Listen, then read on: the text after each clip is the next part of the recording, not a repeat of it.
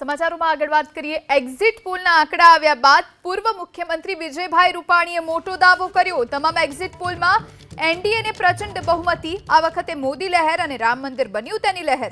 નરેન્દ્રભાઈના હાથમાં દેશ સલામત હોવાની વાત વિજય રૂપાણીએ જણાવી।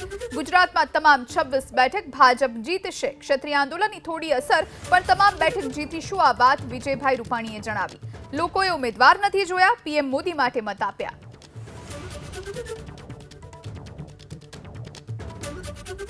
એક્ઝિટ પોલને લઈને પૂર્વ મુખ્યમંત્રી વિજયભાઈ રૂપાણીનું શું કહેવું છે? આપણી સાથે જે વિજયભાઈ રૂપાણી ભાજપના વરિષ્ઠ નેતા છે અને પૂર્વ મુખ્યમંત્રી છે। વિજયભાઈ, આપનું શું કહેવું છે? ગઈકાલે જે એક્ઝિટ પોલ આવ્યા, આપ કઈ રીતે?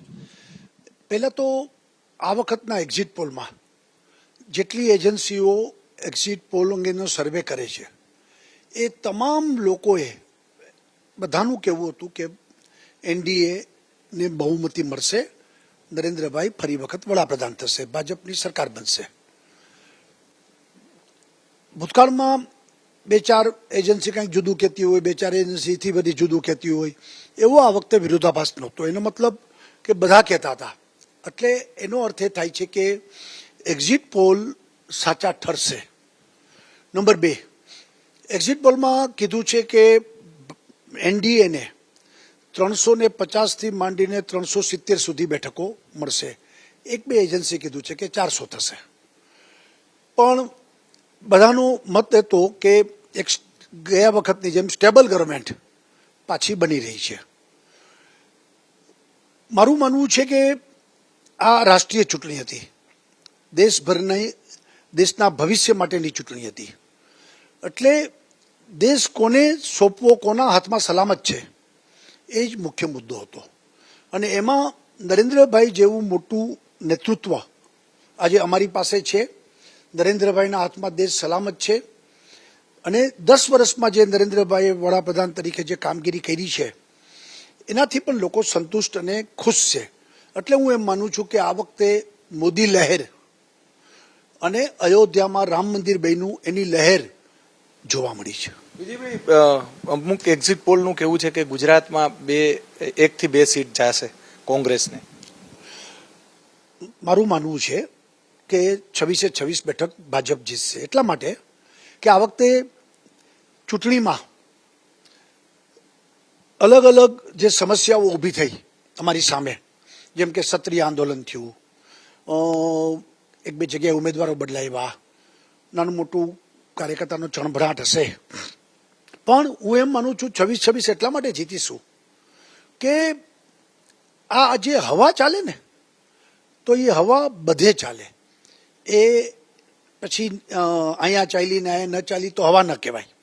તમને ખ્યાલ હશે કે રાજીવ ગાંધી જ્યારે પહેલી વખત ચૂંટણી લડ્યા ઇન્દિરા ગાંધીજીની હત્યા પછી, ત્યાર પછી એમને 400 થી વધુ બેઠકો મળી અને ત્યારે ભાજપના ખાલી 2 જ લોકો ચૂંટાણા। હવા એવી ચાલી હતી એમને ફેવરમાં, કોંગ્રેસની ફેવરમાં। અટલ બિહારી વાજપેયી પણ ખુદ હારી ગયા હતા ચૂંટણી। એટલે આ જો હવા બરોબર ચાલી હશે તો આવું બધું હોવા છતાં ભાજપને 26 બેઠક મળશે। સૌરાષ્ટ્રને આપ સારી રીતે જાણો છો, તમામ બેઠકો પર ક્ષત્રિય આંદોલનની શું અસર? ખાસ કરીને સુરેન્દ્રનગર, ભાવનગર અને જામનગર ક્ષત્રિય સમાજના મત નિર્ણાયક હતા।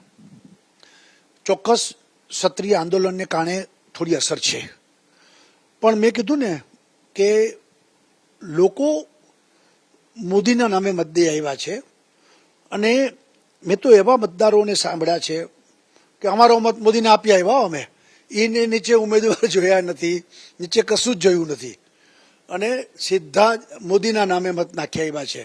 તો એનો અર્થ એ થશે કે મોદીની જો હવા હશે તો આ 3 સીટ ઉપર ક્ષત્રિયોના મત મળ્યા હશે। મારું માનવું છે કે નો ડાઉટ ક્ષત્રિયના મતમાં અમારો ઘટાડો થયો હશે, પણ બધા ક્ષત્રિયોના મત અમને નથી મળ્યા એવું માનતો નથી। ક્ષત્રિય સમાજ એક રાષ્ટ્રવાદી ભાવનાથી રંગાયેલો સમાજ છે। ક્ષત્રિય સમાજે હંમેશા દેશ હિત પહેલા જોયું છે, જરૂર પડી તો દેશ માટે કુરબાની આપી છે, ધર્મ માટે કુરબાની આપી છે, સંસ્કૃતિને બચાવવા કુરબાની આપી છે।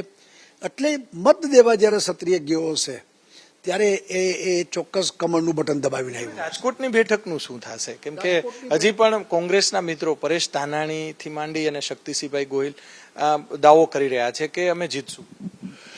રાજકોટ ભાજપનો ગઢ છે.